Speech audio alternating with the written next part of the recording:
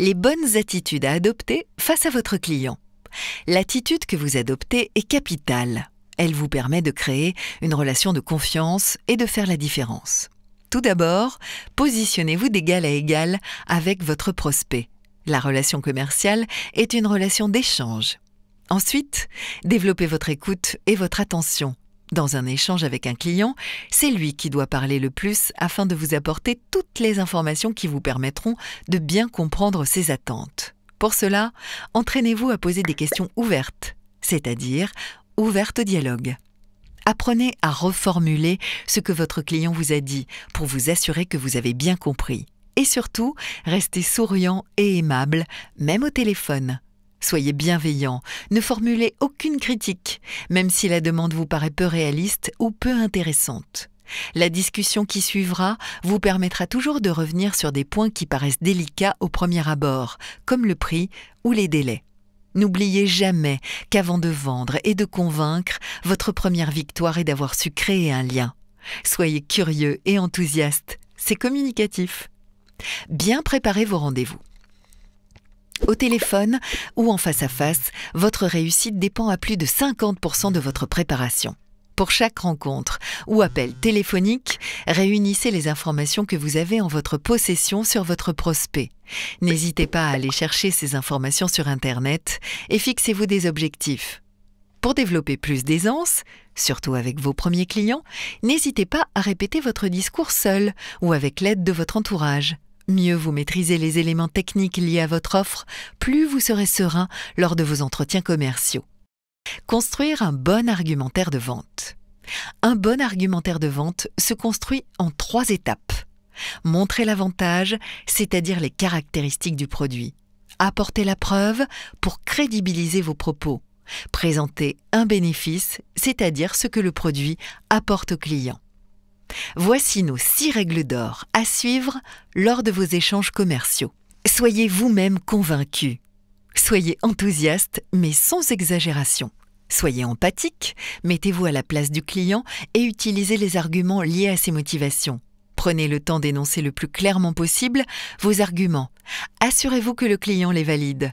Commencez par l'argument le plus fort.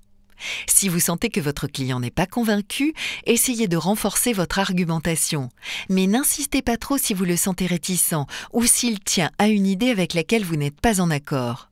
Il ne doit pas garder de vous l'impression de quelqu'un de négatif ou qui le contredit systématiquement.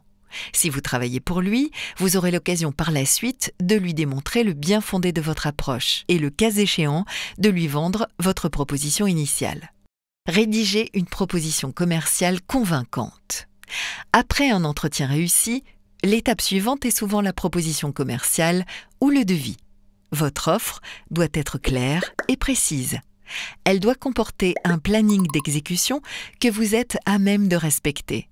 Ne vous engagez jamais sur des délais que vous savez ne pas pouvoir tenir. Votre prix doit être réaliste, conforme à ceux du marché.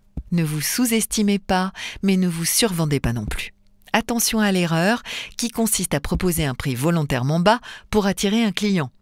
Dans son esprit, vous resterez toujours à ce niveau de prix et il vous sera difficile, voire impossible, d'augmenter vos tarifs ensuite pour des prestations identiques. Mieux vaut d'emblée proposer votre juste prix, en apprenant à bien argumenter pour le justifier. Savoir présenter et défendre votre prix. Le prix doit être donné de façon claire et directe. Lors de votre rendez-vous commercial, si vous générez un climat convivial, si vous savez valoriser votre client et le mettre en confiance, ce sont autant d'atouts pour faire accepter votre prix. N'abordez cette question que lorsque votre client a pu apprécier la valeur de ce que vous lui proposez. Montrez-vous sûr de vous. Énoncez votre prix calmement, en donnant l'impression que vous le trouvez parfaitement conforme à la valeur de vos prestations. Dans vos propositions, vos devis, soyez vigilants. Un prix trop rond peut être considéré comme un prix approximatif. Présentez plutôt un prix précis qui semble correspondre à un calcul détaillé. Votre client va chercher à négocier. Vous devez donc élaborer bien en amont votre tactique de discussion. Par exemple, présentez un prix un peu plus élevé que ce que vous visez pour avoir une marge de négociation. Si votre client vous demande de baisser votre prix, acceptez, mais dans une limite raisonnable pour rester crédible. Ne donnez jamais un prix ni même une estimation sans avoir en votre possession tous les éléments nécessaires comme les livrables à produire ou le temps passé requis. Si un prospect que vous ne connaissez pas vous demande un devis par téléphone, assurez-vous d'avoir bien toutes les informations qu'il vous faut pour répondre. Demandez un peu de temps et revenez vers lui par mail pour garder une trace écrite. Quelle technique pour fidéliser les clients ? Il existe un cercle vertueux en matière de relations clients qui s'articule autour de 6 axes. Comprendre le client, dire ce que l'on a fait, faire ce que l'on dit, informer très régulièrement, être franc, demander des feedbacks et s'ils sont négatifs, présenter ses excuses. Pensez à instaurer des outils de fidélisation. Mettez en place une base de données clients et tenez-la à jour. Récompensez vos clients avec des promotions, des cartes de fidélité ou bien des invitations. Appelez régulièrement vos clients pour prendre de leurs nouvelles et vous rappeler à eux. Personnalisez votre communication, par exemple via des cartes de vœux, des newsletters, des envois de mails. Adoptez pour cela une fréquence adaptée, sans être trop intrusif. Si vous tenez un blog lié à votre activité, associez-le à un emailing pour informer vos clients de vos nouvelles publications. Et surtout n'oubliez pas, de bonnes relations humaines engendrent une bonne relation commerciale. Préparez bien vos argumentaires de vente avant chaque rendez-vous. Mettez en place des outils de fidélisation.